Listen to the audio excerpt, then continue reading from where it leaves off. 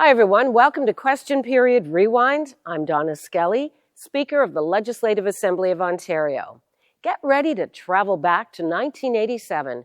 That was a big year in the province since it was the first time we handed out the Order of Ontario.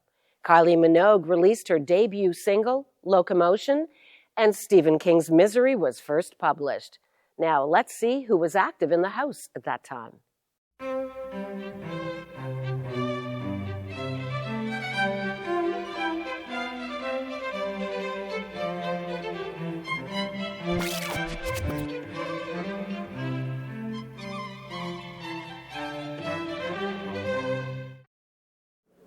Oral questions. The member for Lincoln.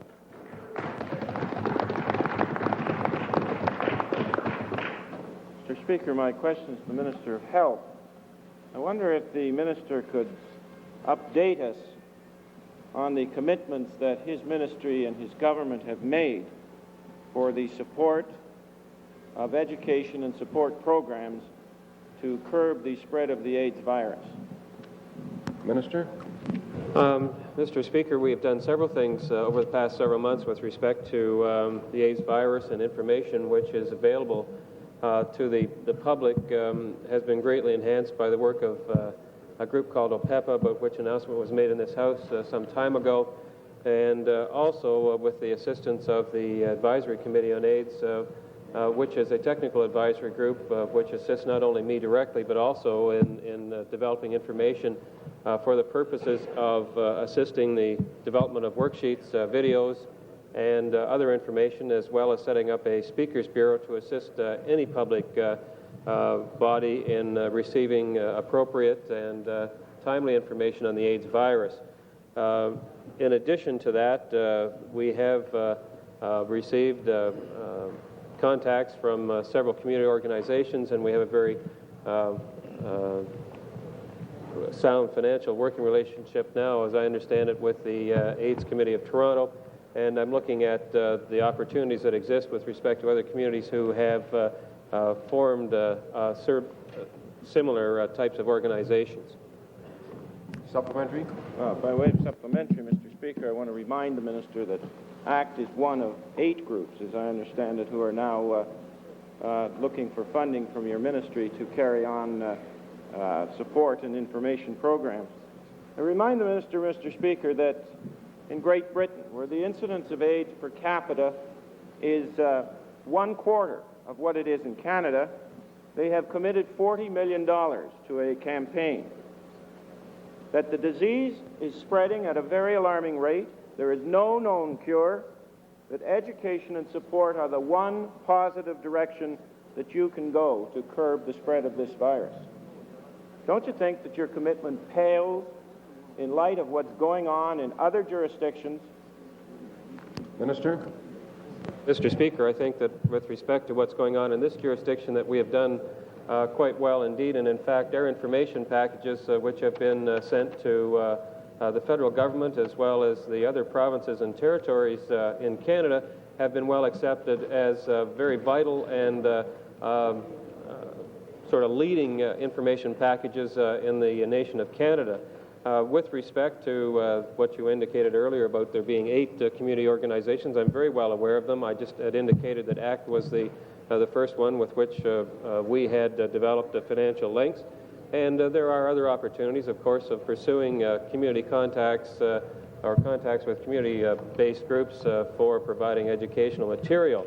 With respect to your comparison of Ontario with the nation of Great Britain, I would commend to you the fact that the Honourable Jake Epp has indicated that he is quite concerned about this item as well, and as the leader of the national government, I think there is every indication that in fact they should take a leading role across Canada, as did the central government in Great Britain. I would like for them to, I think, provide an overall program of financial support that would assist us in even being more aggressive with respect to providing information to the public. That being the case, any increased work on their part in terms of financial commitment would run. Order. Final supplementary. I didn't quite hear the end of the Minister's response, Mr. Speaker, but I assume it was it was going to be helpful to me in posing my supplementary. Federal government, as you know, have committed about $700,000, about 10% of a $7 million program towards age education. That you are funding currently something in excess of $200,000 to ACT out of a $10 billion budget for age education. There are 743 cases of AIDS in Canada. 284 of those cases are in Ontario. 350 of those victims are alive. 142 of the live victims are in Ontario. 198 AIDS cases are known in Toronto alone as of October 15, 1986. 91 of those victims are alive. A recent report of the Metro District Health Council called for increased expenditures up to $3 million on education. The cases of AIDS are doubling nearly every month. By way of supplementary, Mr. Speaker, I say to the Minister, where is your government's sense of commitment to public health in this province? Minister. Well, Mr. Speaker, in fact, the honourable gentleman would not want to confuse items. We do have a $10 billion budget here, but not all of that is associated with AIDS. That gives us all of our budget. You wouldn't want to compare a $200,000 expenditure to the entire budget of the province when we, of course, have a commitment of about $5 billion of that to hospitals and others who provide services for those people who are ill. We have an allocation of services, of financial commitment to home care, which provides services to those people who are ill. We have a financial commitment to the public health units, which provide educational material and very close contact with educating the people in the local areas. So there are a lot of areas in which there are indirect commitments of funding to these to those patients who may have contacted AIDS. We have an indirect allocation of funds through the public health units, from which comes a great deal of information as well. The $200,000 is one item to one particular community organization. It indicates a very high level of commitment from this government. In fact, it's a much higher level of commitment than that sustained by the federal government to the same organization. I would have to tell the honourable member that we continue as well to put money into AIDS research. We also have continued to put money into the organization, OPEPA, to provide us with more information. So I can tell the honourable gentleman that our commitment is not just $200,000, as he would have liked the public to believe. And in fact, we are doing a very good job indeed of putting public education information in front of the people of this province. New question, the member for Durham York. I have a question for the Minister of Environment. Captain Chemical. Now that it is the 11th hour on the control order on Kimberly-Clark, and you have been ineffective in dealing with that problem, what is the Premier now telling you to do? What action is he telling you to take against Kimberly-Clark? Minister. As the member would be aware, this matter has been under discussion for some time. Officials of the Ministry of the Environment have been in discussion with people in Terrace Bay, both those who are representatives of the company and those who are representatives of the community. A number of matters have been the subject of discussion as it relates to the control order, and we want to ensure that a control order is in place that is a very effective one, and at the same time we want to ensure that it is capable of being implemented, that it is in fact going to reach the goals that the Ministry of Environment desires. Supplementary. Well, on many occasions you have stood in this House and pompously demanded that the American Treasury start paying for part of the cleanup in the United States to clean up acid rain here in Ontario. You have the promised Superfund, environmental Superfund. You have the $1 billion in excess revenue coming into your Treasury this year. Why haven't you come forward with the same type of funding to stop the dumping of acid and other toxic chemicals into Lake Superior from Kimberly-Clark? Minister. As the member would know, he makes reference to the acid rain program. He would be aware then of the assistance program that the federal government in conjunction with the provincial government has available in regard to the implementation of the acid rain program. That was announced some time ago by the federal government and also by the provincial government The member may recall that I was in Ottawa meeting with the federal minister in regard to that, and then in fact there was an agreement that a substantial sum of money would be available if those who are being regulated, not Ontario Hydro, but the 3 smelters, or 1 sintering plant, 2 smelters were being regulated, could prove to the federal government and the provincial government together that money was indeed required, that it could be part of that program, which would reduce by 1994 the acid rain emissions of the 4 major polluters by some 66 or 67%. And so always in these matters, I would say to my friend from Durham, York, that we take everything into consideration and all options are being looked at. Final supplementary. Mr. Speaker, that response had absolutely nothing to do with Kimberly-Clark, and the minister is very well known for his verbal spills in this House. And I have here one of the very good products made by Kimberly-Clark, but I really wouldn't hazard a guess on which part of his anatomy he should put it on. Now, the Ontario government, we estimate that the Ontario government makes about $3 million a year from the sales of Huggies alone, and that's not to say anything about facial tissues or the many other good products that Kimberly-Clark makes. Now, why haven't you put some of this money into financial assistance to this company to solve this very serious environmental and social problem? Minister. I think as a defender of the free enterprise system, you can send it back to Mr.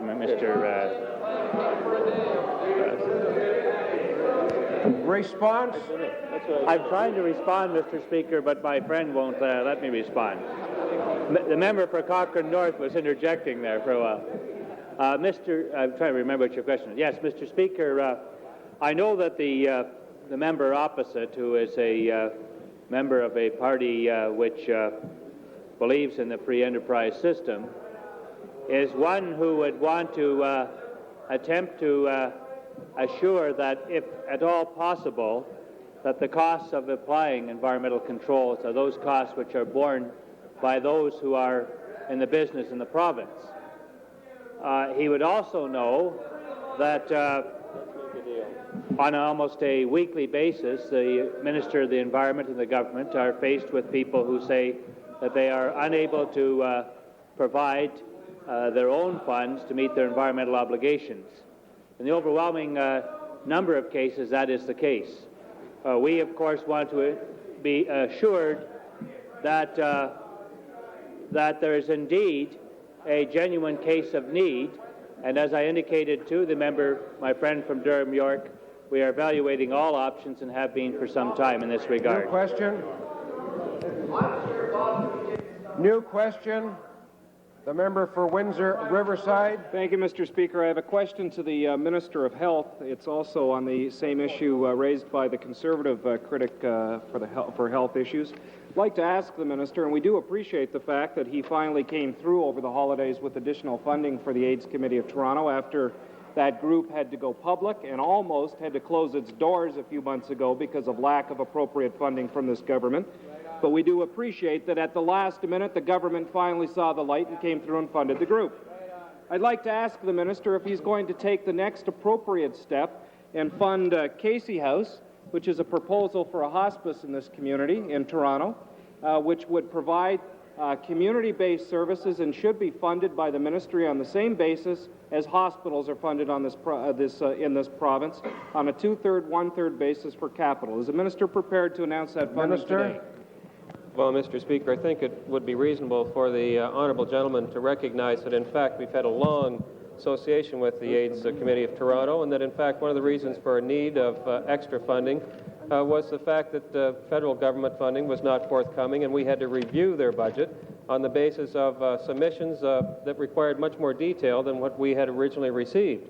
There were some difficulties as well, evidenced in those analysis, which indicated there had been some additional adding of staff, which we had not seen in the original application. We had a lot of work to do, and your particular reading of or at least your version of the manner in which the funding was provided is not completely the way it occurred. I can tell the honourable gentleman that we have become aware recently of the hospice proposal. It has in fact become formal to our ministry. We are examining it, but I am not in a position at this particular time to indicate that we will be funding it. Supplementary. Speaker, I'd like to ask the minister, is he aware that this group, which has a very good proposal philosophically as well as the type of care, and economically it's a terrific proposal because it's cheaper to provide service in a hospice than it is in a hospital. Is the minister prepared to say that he will consider this proposal on the basis of hospital funding? In other words, a 2/3, 1/3 funding proposal that capital is provided in the hospital sector. Is he prepared to look at it on that basis? Minister. Mr. Speaker, I'm not prepared to examine it from any particular point of view. We are examining the proposal as it has been presented to us, and we will examine it from that standpoint. I can tell the honourable gentleman that with respect to capital funding for hospital purposes, we already have a very ambitious $650 million program, which I am analyzing now with respect to the addition of chronic and acute care beds. That particular capital funding proposal program is really in detail now and at an ongoing stage, and I'm not prepared to include the hospice program in that capital plan. Final supplementary. Thank you, Mr. Speaker. Then if the minister is not prepared to make a statement on the hospice today, is the minister prepared to indicate what his plan will be with respect to the funding of the other AIDS committees throughout the province of Ontario? This problem started at the beginning of the 1980s. It's now 1986, and the only thing that your ministry has done of any 87, the only thing your ministry has done of any substance at all is funded ACT, which is a pretty weak-kneed approach to a major public health issue in the entire province of Ontario. Speaker, he's not correct again in the material which he provides for the public of this province. ACT is one particular community organization which we have sponsored. We have provided the Ontario Public Education Panel on AIDS, and they in fact have provided very good material, and the honourable gentleman shakes his head, but he must know that in fact the membership on that panel includes representatives from ACT and included as well with the OPEPA group, or the coordinating group with respect to technical information, the advisory committee, which also includes representatives. We have in fact not only provided information from that source and funding for those people to do the information required by the public, but also provided material or at least financial support for people who are doing research in this particular problem in the province. In addition to that, we have provided AIDS sufferers in this province with support either in hospitals or through home care programs, and in fact we are looking at ways that will assist those people as they progress in needs for the treatment of their disease. But for the honourable gentleman to say that we have only funded ACT is certainly not reflected in the facts. New question. The member for Lakeshore. Mr. Speaker, I have a question for the Minister of the Environment. Houdini. And it's about the transportation of tritium. Yes, I didn't think he'd be ready for that one, but that's what I'd like to ask him about first today. Last December, I asked the Minister of Energy for his opinion as to whether the risk involved in moving tritium around the province justified Ontario Hydro's refusal to build tritium removal plants at Bruce and at Pickering. Can the Minister of the Environment tell us whether he agrees with Hydro's position that it is appropriate to move this very dangerous material around the highways of the province and through metropolitan Toronto? Minister. As the member would be aware, in dealing with the federal authorities who have specific responsibility for radioactive waste, Ontario Hydro had made certain undertakings to that authority that satisfied that authority that indeed there was not a major problem to be encountered in this regard. However, it is my understanding from reports today that I have read in the press that indeed there have been further discussions between the Atomic Energy Control Board I believe, and Ontario Hydro, which have changed those procedures to a certain extent. And I will be discussing with my colleague, the Minister of Energy, who has responsibility for hydro, this matter to see what those changes have been, because I think we would want to ensure that in any of this transportation that would take place, that it would be done in the safest possible manner. Supplementary. Mr. Speaker, I'm disappointed that the Minister hasn't long before this had discussions with the Minister of Energy about the question, because the question has certainly been raised in this House with both ministers on many occasions. And I'd like to remind the Minister of the Environment that on October the 22nd, when I asked him about the transportation of tritium, he said he was exploring the possibility of public hearings. On October the 28th, when I asked the Minister of Energy whether he would agree to an environmental assessment into this question, he said I should put the question to the Minister of the Environment. And now that the Minister of the Environment has been handed a note, perhaps he could tell me whether he agrees that as the public is assuming the risks of this transportation, the public should have some input into whether or not the tritium should be transported. Will the Minister of the Environment have a public environmental assessment into the transportation of tritium across this province? I think I indicated to the member at that time that that matter, in fact, was under consideration. She would also know that the Federal Ministry of Transport is responsible for the Transportation of Dangerous Goods Act, so they also have I think, a rather significant role to play in this. And she would know that that act had been revised in the not too distant past to reflect some of the problems that had arisen in the past. However, with the discussions that will take place with the Minister of Energy, with the Federal Department of Transport, with the Atomic Energy Control Board, and I'm happy to participate in those. I think we can come to a reasonable resolution of this matter, and I must say that I think all of us in this House would share the concerns that have been expressed by some in the community and the knowledge that is required to assure people that any transportation that would take place would be in the safest possible manner. Supplementary. Mr. Speaker, I'm very well aware, as the Minister has said, of the various roles and responsibilities of Ontario Hydro, of AECB, of the Federal Ministry of Transportation, but I'm also aware of the fact that the role of the Provincial Minister of the Environment is to give the public an opportunity for comment and discussion of issues of public concern. Right on. Right on. And if, as the Minister says, he shares the concern of the public who have raised this issue, and he is aware that at Metro Transportation Committee this morning, a report shows that once a week there is transportation of the most radioactive sort of this material through metropolitan Toronto and along the 401. Can I repeat my previous question? Is the Minister prepared to allow public hearings and an environmental assessment into this question before Ontario Hydro move any more of this material? Yes or no? Yes or no? Yes or no? I know that the members of the third party would not want a simple answer to a complex question, and therefore they wouldn't want a yes or no. But I can assure the member who I'm trying to see the member now. I want to assure the member that this matter is under active and immediate consideration, and that I would expect in the very near future that an announcement will be made. And I think that the member will know that it will reflect all environmental concerns that have been expressed.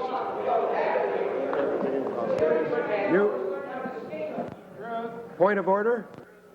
Mr. Speaker, we have a very important issue which we wish to discuss with the Minister of Northern Development and Mines, and we note his absence today. We also note the absence of the Premier, the Minister of Industry and Trade, the Minister of Municipal Affairs, the Minister without portfolio with responsibility for senior citizens.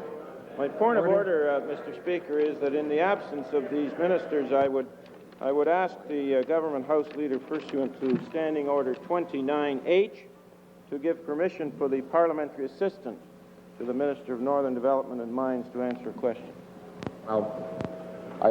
As I understand that particular standing order, it states that the Premier must give the authority. New question. The member for Cochrane South. Thank you very much, Mr. Speaker. In the absence of the Minister of Northern Development and Mines, in the absence of the Premier, in the absence of the Minister of Industry, Trade and Technology, I'll ask my question of the Government House Leader and the Treasurer, in whose hands some of these matters seem to reside from time to time. He can't influence. The Minister will know that in the year just past, 1986, the total number of layoffs in northeastern Ontario increased by 48%, and in the same period with respect to northwestern Ontario, the number of layoffs increased by 254%, indicating, I think, to everyone, a very serious problem in Northern Ontario when over 5,000 workers in Northern Ontario and their families, in many cases in single resource communities, are facing actual layoffs or notice of layoffs, over 5,000 workers in 1986 alone. My question to the Minister, to the Treasurer and Government House Leader is, can he tell me what this government has done to help the laid-off workers at Pick River Forest Products, the laid-off workers at Algoma Steel, the laid-off iron workers at the iron ore mine in Wawa, the laid-off workers at Great Lakes Forest Products, the laid-off workers at Kid Creek Mines, the laid-off workers at Inco, the laid-off workers... Order. I'd like to point out to the honourable member, Mr. Speaker, that 50% of his caucus, including the leader, is absent today. It's no reason for my colleagues to be absent either, but I think you should know that the Premier is indisposed, and I just wanted to bring, Mr. Speaker, the important matter to your attention. I think the honourable member's concern for layoffs is reflected by concerns on all sides of the House. It certainly is no help to the people laid off if I say again, as has been said by my colleagues, that in the past year, 153,000 new jobs on a net basis have been established in the province of Ontario in all areas, including the north. It's true, and I agree with the honourable member, that the proportion of these new jobs in the north is not as high as we would like, and it's not high enough for what you might say fairness and equity. That the government policy is designed to try to assist in that, and the Premier, as recently as last week in North Bay, indicated that he announced the movement of another government ministry into Northern Ontario, in this instance North Bay. We do have a substantial commitment under the Ministry of Skills Development for retraining, but even in that instance, the retraining has got to have goals which are reflected in jobs present in the communities concerned, and our policies are designed to accomplish that, but certainly they fall far short of it, and we admit that. And I think that it's also true that over the years that's been an unpleasant aspect of Northern development, and we hope to be able to correct that. Supplementary. Mr. Speaker, the Treasurer and Government House Leader must be aware that there are a number of long-term employment and short-term employment alternatives that he has an obligation to involve himself in. And I just want to inform him that the question with respect to the Pick River Forest Products layoffs was asked by the member from Lake Nipigon on November the 18th, 1985. That the question with respect to layoffs in Sudbury was first raised on November the 21st, 1985. That plant shutdowns in Northern Ontario was raised by the member from Port Arthur on December the 3rd, 1985.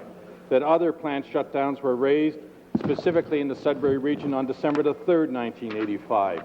Most of these layoffs that I have just referred the Treasurer to were announced in 1985, and since that date there has been not one long-term or short-term employment program to assist those laid-off workers in those communities. When is this government going to get rid of the kind of paralysis that seems to be affecting the Ministry of the Environment when 1,400 jobs are at stake in Terrace Bay? When are you going to get rid of that paralysis and do something to help laid-off workers in Northern Ontario? Mr. Speaker, the House is aware that the government has a variety of programs that are designed to assist in emergency situations where there are layoffs. The Government of Canada shares in this as well. We have tried to reflect that in some centres, particularly Elliott Lake, Sudbury, Sault Ste. Marie, Thunder Bay. I could list a number of these communities.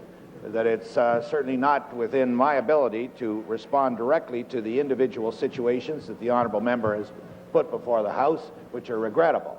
But I do simply reiterate the general programs that are available to assist in retraining, relocation if necessary, although that's not the sort of solution that we look for, and generally to alleviate a situation that is bad and does not seem to be getting better.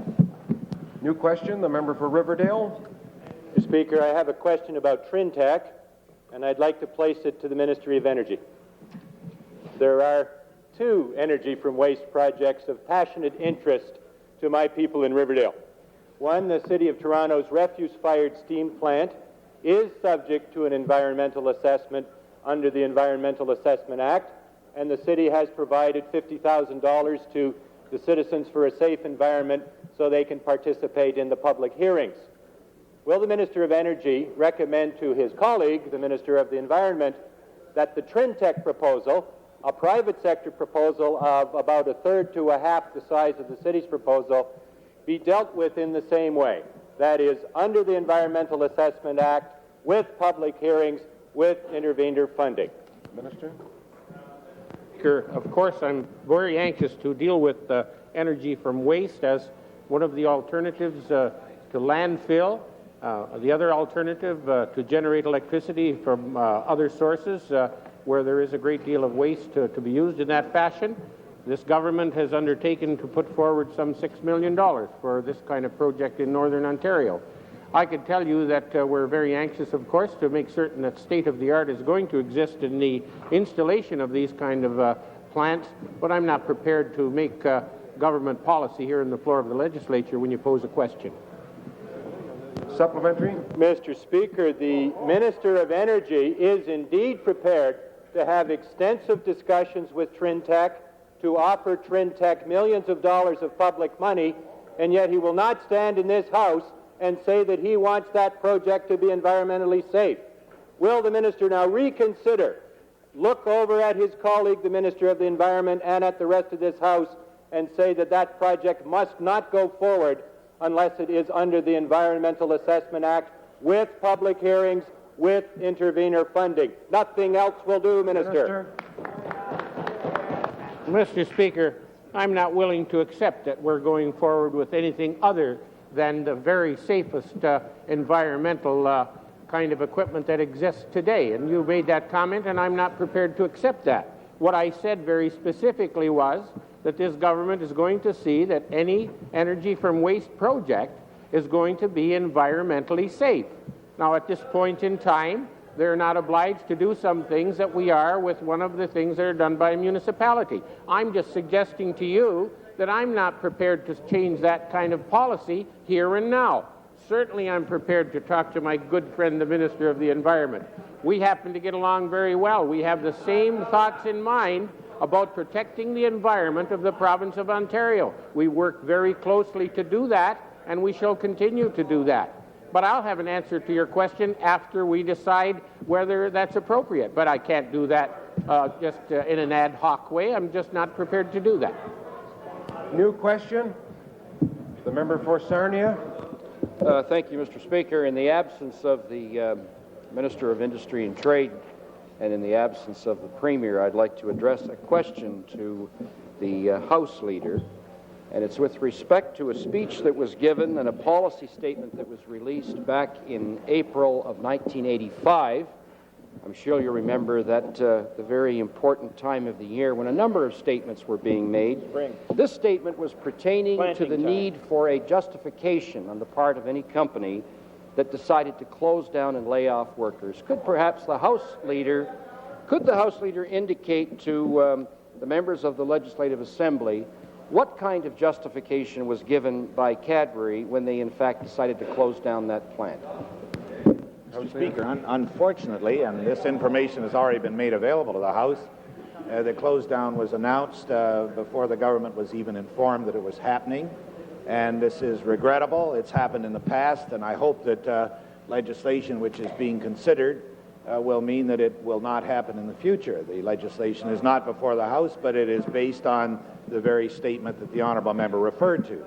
The honourable member might even look back in Hansard last week when a similar question was asked by a representative of the NDP, just as effectively, actually, and the same answer was given, that the matter is under active consideration, but thank you very much for your assistance in this. Supplementary?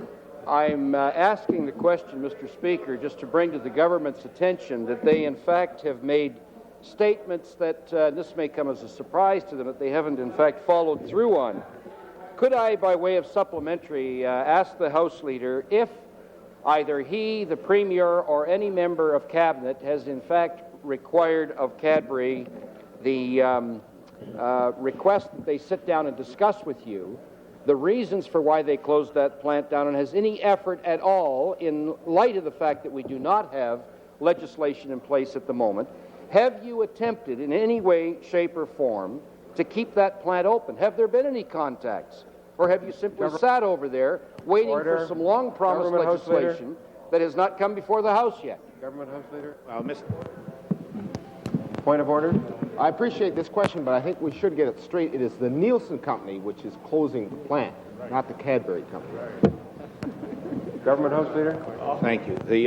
Well, they don't have the detail of all ministry this stuff. officials have met with the officials of the company concerned, so that the information is available to the Ministry of Labour and Ministry of Industry, that they are attempting to see what can be done. So far, I can't announce on behalf of my colleagues anything more positive than continuing contacts. New question. The member for Lake Nipigon. Thank you, Mr. Speaker.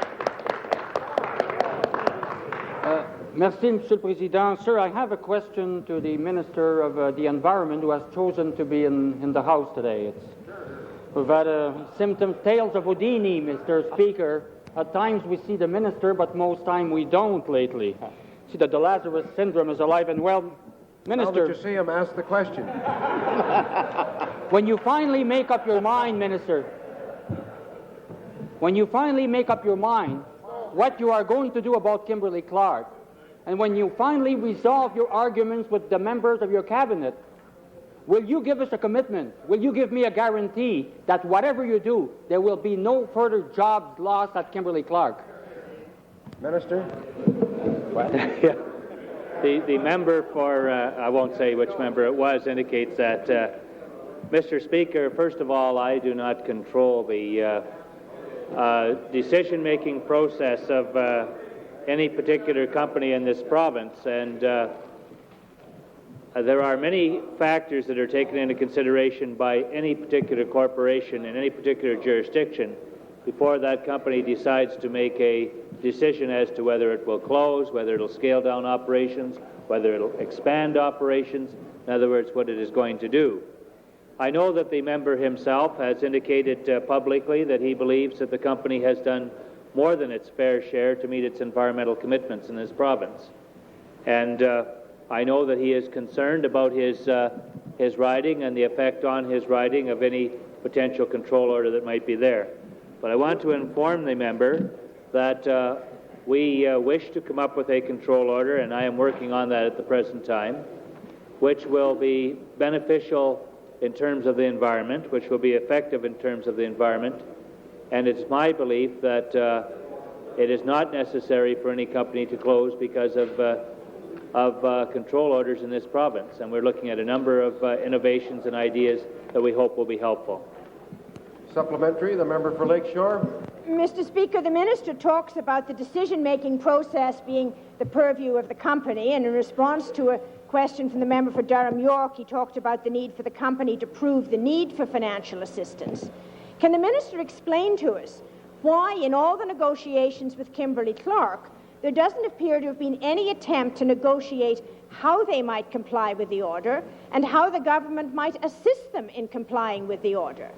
Why are you not offering this company the financial assistance necessary to fulfill the environmental requirements and taking some equity in the company so that you therefore have a say in the guarantees that the jobs remain? Minister? The member, my friend, the member for Lakeshore, who brings a different approach to this matter than the member for Lake Nipigon, Today it's the same approach. I'm sorry. Today it's the same approach. But the member for Lakeshore puts forward a suggestion which I must say, in my remarks, I indicate both to my friend, the member for Durham York, and to the member for Lake Nipigon, that the government is considering a number of options and has been for some time.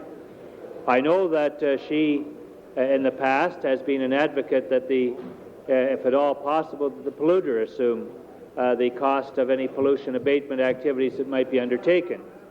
But I know that her colleague, the member for Lake Nipigon, is of the belief that in this specific case, the polluter might not have the kind of funds necessary to undertake this. We would want to be assured, Mr. Speaker, that in fact that were the case before making a final commitment in that direction. But I want to tell the member, I want to assure the member for Lake Nipigon and the member for Lakeshore that we are canvassing a number of options, options which in fact we believe should make it an effective and useful environmental control order. At the same time, it's not my belief that the company should be in a position of announcing any closing because of any environmental activities that take place in that part of the province. New question, the member for Durham York. I have a question for the Minister of Agriculture. In previous questions on the natural fry matter, you stated in this House that you and your staff had not been involved in this issue at all. I want to read two letters that we, or a small section of two letters that we now have in from growers. Mr. Riddle again confirmed that the money was coming and that he would have all the bank managers contacted and assure them of the same. Before we left the meeting, Mr. Riddle instructed his staff to fulfill this commitment. And in a second letter, Mr. Riddle again assured us of assistance was coming and he had his staff take the names of our banks with the instruction that they were to call our bank managers and assure them that OMAF's commitment to this endeavor. The question? Will you now admit that you and your ministry staff led these potato growers into financial disaster? Minister? No, Mr. Speaker, I wouldn't admit such a thing, and as I've indicated to the member from Durham York on a number of occasions when I've had to respond to this question, that I would be delighted to see any written correspondence that this minister or my staff have sent to any potato grower, have sent to any bank, or anyone else who has expressed a concern about this matter. I have talked to my staff, we have checked our files, and there is absolutely nowhere in our files where a letter can be produced that was sent out by this minister assuring any potato grower that there would be financial assistance. What I have said in responding to this question on numerous occasions, that I was prepared to go to Cabinet with a submission asking for some financial assistance for those potato growers who were in default of payment by Natural Fry, but such a submission was dependent on a third-party equity investor in Natural Fry. We had thought that there would be a third-party equity investor, but the company that was showing some interest decided that they was not enough. Supplementary. Well, Mr. Speaker, it's very clear what the message from this minister today is, that his word is no good unless it's in writing. The third party issue came along long after the financial support was discussed, and you're very much aware of that. I would like, in the supplementary, I would like to read a portion of a third letter from a Mr. Douglas Downey. I'm sorry I did not give the names of the previous two letters, but they're available for anybody that wants them. Mr. Devlin, who is the manager of the Standard Chartered Bank of Canada, Mr. Devlin indicated to my lawyer that he had received a letter from the Minister of Agriculture which indicated that a loan guarantee in the amount of $400,000 will be forthcoming, and it is to be principally used to pay off growers owed by Natural Fry. Now, are you saying that that letter was never written? And why don't you get off your butt today and immediately pay these farmers that you undoubtedly led into trouble? Mr. Speaker, I have copies of those letters, and I probably had copies of those letters before the member. The letters that the member is referring to, the letters that he's reading from, and I am still waiting. I am still waiting for Mr. Devlin to send me a copy of any letter that I have written. I haven't received it yet, but I am very anxious to receive such a letter because I have to say in all honesty that I don't recall ever sending such a letter to anyone. Banks, potato growers, we have met with the potato growers, and I will tell you that as soon as the potato growers decide on whether they want a financial protection program in place, then I think that we can arrange for some financial assistance to those potato growers who sent their potatoes to Natural Fry who have not received payment. I believe we can render assistance if indeed they decide on a financial protection program. The ball is now in their court. As soon as they come back to me, then we will see what we can do to help those growers. New question. The point of privilege. Was that a question? Yes, No. it is a point of privilege. On a point of privilege, could you wait Yes. until the end of the question period? It's a very brief point of privilege. The member for Oshawa, in an attempt to be helpful, pointed out to the House that the plant that was closed was the Cadbury plant, or was the Nielsen plant. I would just like to point out, by way of privilege, that it was in fact the Cadbury plant owned by Nielsen. And I just wanted that clarification to come before the House.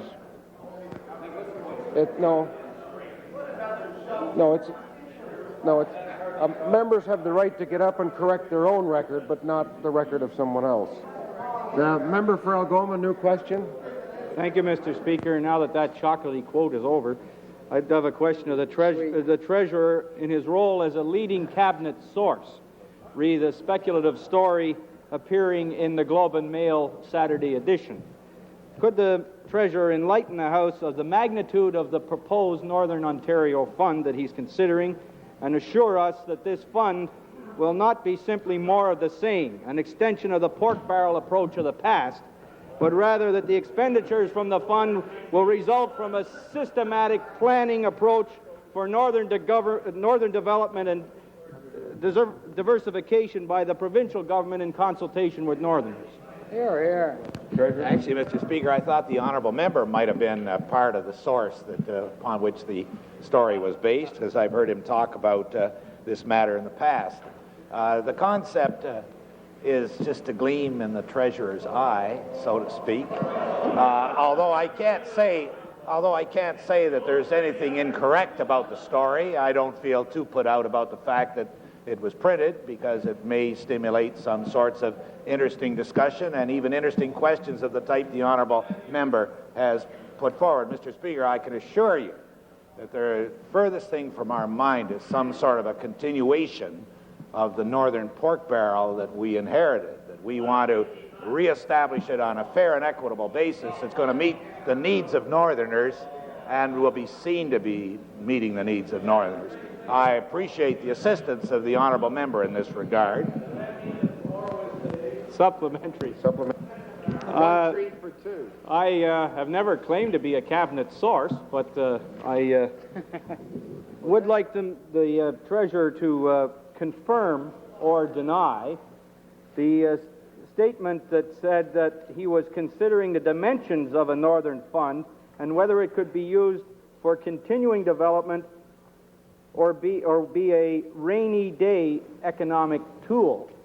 Would the Minister not agree that we've had far too many rainy days in northern communities over the past year or so? And is he prepared to end the crisis management and ad hoc stopgap measures of the Tory governments of the past and what we've also seen from this Liberal government with regard to the assistance given to Manitowage and Marathon, for instance. Treasurer? Speculative piece really did read like a crossword definition list. Presumably the rainy day tool is an umbrella, unless the honourable member has something else in mind. But I could assure you, Mr.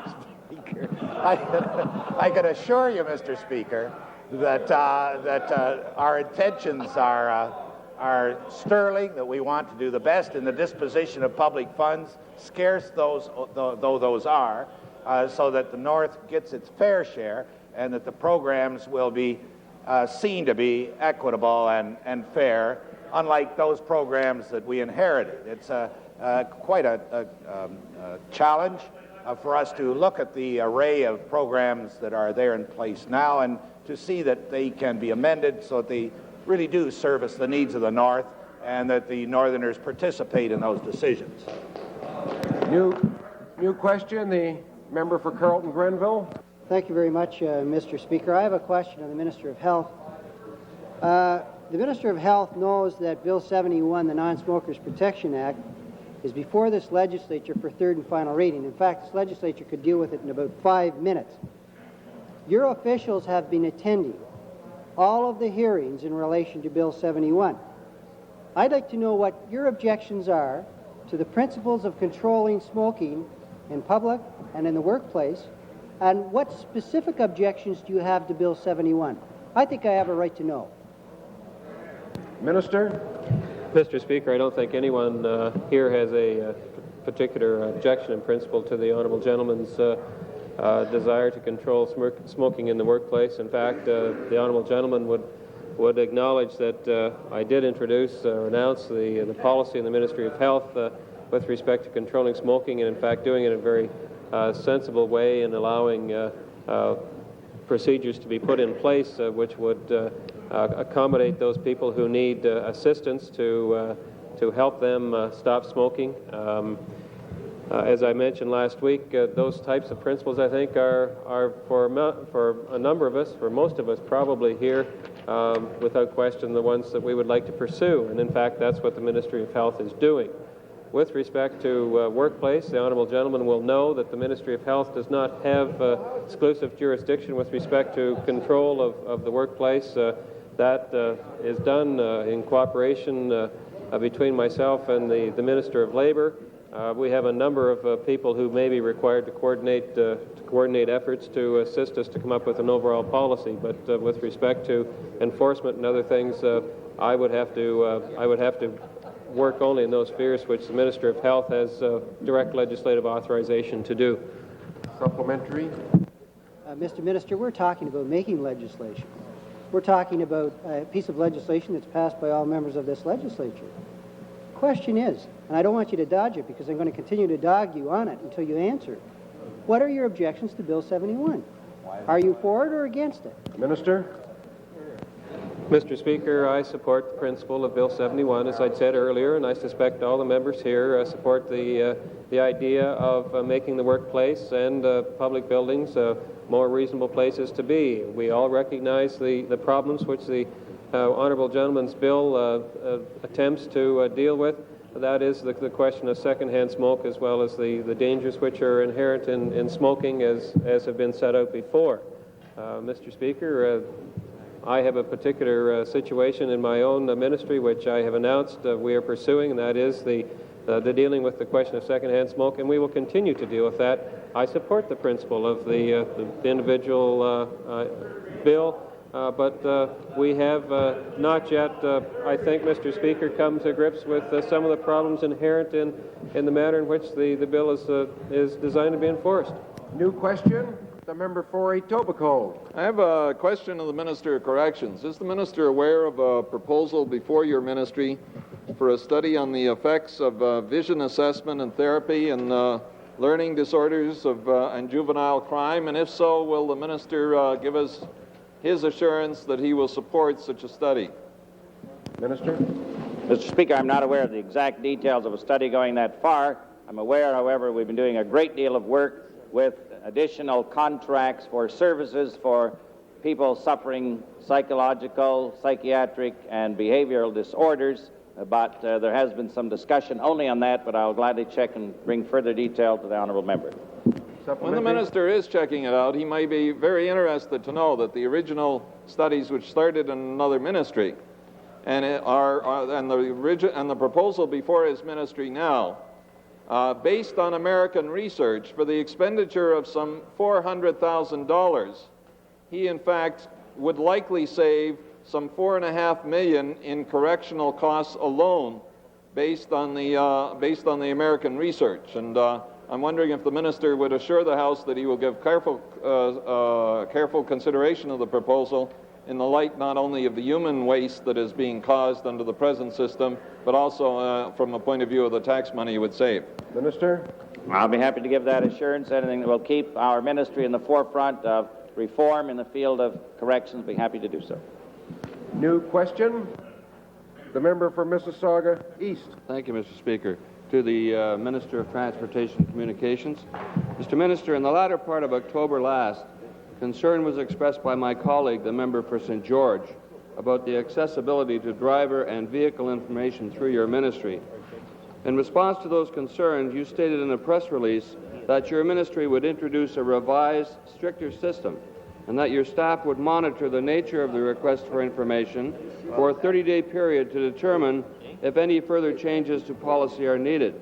At this time, I would like to ask the minister if he has determined if any further changes to the driver and vehicle information search procedures are necessary.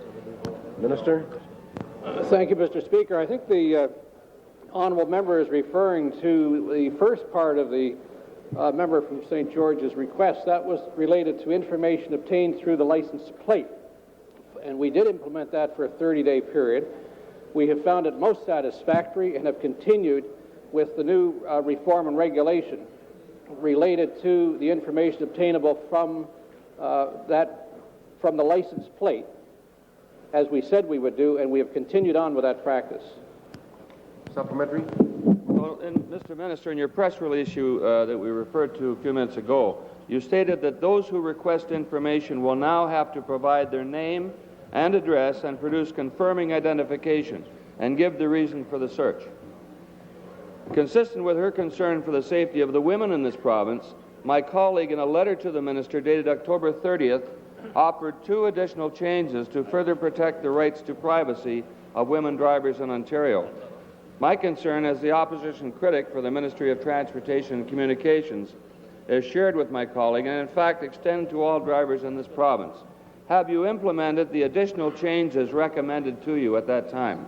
Minister? Well, as previously stated, there are really 2 parts to the question that's being asked. And one is that we have implemented for the 30-day period the information that was available based on the license plate. And we're satisfied with the changes that were made, and we're going to carry that on as a matter of policy. The second part I think you're referring to is that information related to the driver's license, which is under current review, and any change that may be necessary to protect the interests of female or male drivers throughout the province will be affected in the near future if it's deemed to be necessary. New question, the member for Oshawa. Speaker, I have a question for the Deputy Premier. Will the Government of Ontario intervene before the Canadian Competition Tribunal and register its objections to the takeover by the Nielsen Company of Cadbury Schweppes and their announced intention to close the plant in Whitby? Your Speaker, I was interested the honourable member raised that in the question period last Thursday and raised it also again today and indicated that there was substantial support for such a course of action, and I'll see that it's given serious consideration if it isn't already under consideration. Supplementary. Would it be reasonable to assume that an announcement would be made this week on the government's intentions of intervening on behalf of those 400 workers in that plant? Government decides to intervene, it'd be reasonable to assume that. New question. Does that complete the question period? Oh, the member for Scarborough-Ellesmere. Yes, Mr. Speaker, I have a question for the Minister of Skills Development, and I would like to know if has he either been given instructions by the Premier Or has he taken it upon himself to report to the Premier within 6 months with a strategy for an education training system, as suggested in the Dryden report?